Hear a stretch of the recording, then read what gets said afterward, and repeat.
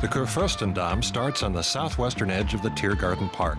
From the famous Kaiser Wilhelm Gedächtniskirche, a bombed-out church and major landmark, it stretches some 3.5 kilometers west to Rathenau-Platz. The Kuhdamm, as it's called, is known primarily as a major shopping mile, but it's also living, breathing Berlin history. The Woelffer family is part of that heritage. Martin Woelffer is the third generation of his family to run the street's famous theater complex. For theatre people like us, being on the Kurfürstendamm really is something special. You get a lot of walk-in customers, and it's always busy. It's Berlin over the decades in a microcosm. Martin's grandfather took over the reins of the Theater am Kurfürstendamm and Komödie am Kurfürstendamm in 1934. The two stages have repeatedly won rave reviews for their popular productions. Both were founded over 90 years ago by legendary theater director Max Reinhardt. They were built by Max Reinhardt to be the first comedy theatres in Germany. He got the idea from London and Paris. Big city theatre for big city dwellers. And with these two theatres, he laid one of the foundations for the legendary reputation of the Kuhdamm in the 1920s. The street takes its name from the Prince-Electors, or Kurfürsten, of the surrounding state of Brandenburg. The Kuhdamm later became a magnet for artists, actors, and writers as Berlin boomed during the Roaring '20s. They met at the street's countless coffee houses. Café Kranzler is the only one that survived the decades. During the Cold War, the street became the beating heart of West Berlin. And when the Berlin Wall fell in 1989, this was the first port of call for many East Germans.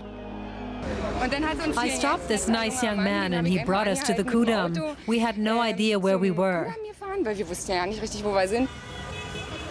The Kuhdamm is also the destination of choice for people celebrating Germany's triumphs on the football pitch, like last summer's World Cup. Traffic comes to a halt as thousands of fans take to the streets. But there is the odd island of tranquility amidst all the hustle and bustle. This square is named after pioneering Dada artist Georges Grosz. Recently, there's been a big effort to redo the squares and corners on Kurfürstendamm, and this is a good example. Closing off this little street here has livened up the place and its cafes and restaurants, and I like it. The further west you go, things start to quiet down. There are fewer shops here, and there's even one of the front gardens left. Every house used to have them. The Saturday farmers market at Leningerplatz is worth a visit. It's a meeting point for real Berliners who live on the Kuhdamm. Increasingly, owners are trying to rescue old structures.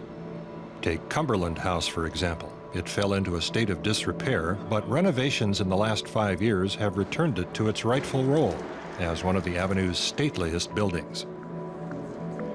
The coffee shop on the ground floor, which has 8-meter-high ceilings, underwent a lavish refurbishment. The Kurfürstendamm was badly damaged during the Second World War. Few of the original buildings remain.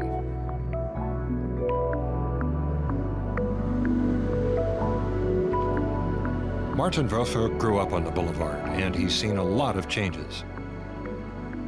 The Kurfürstendamm is the same as any other place in Berlin, constantly in motion. Nothing stays as it is. It's like that here too. This area of the Kuhdamm used to be home to cinemas and cafes. In the 80s and 90s, this was a kind of center of cinema culture. Really old cinemas too. They've all gone now. Shops are moved in everywhere, but that's just the way it is. Times change, Berlin gives in to lots of new trends, nothing stays as it is. When evening falls, the Kurfürstendamm changes as well, from a hectic shopping street into a real promenade. That's when you can really feel the atmosphere of the early years. The theaters bring life to the streets, adding yet another facet to the Kuhdamm's unmistakable character.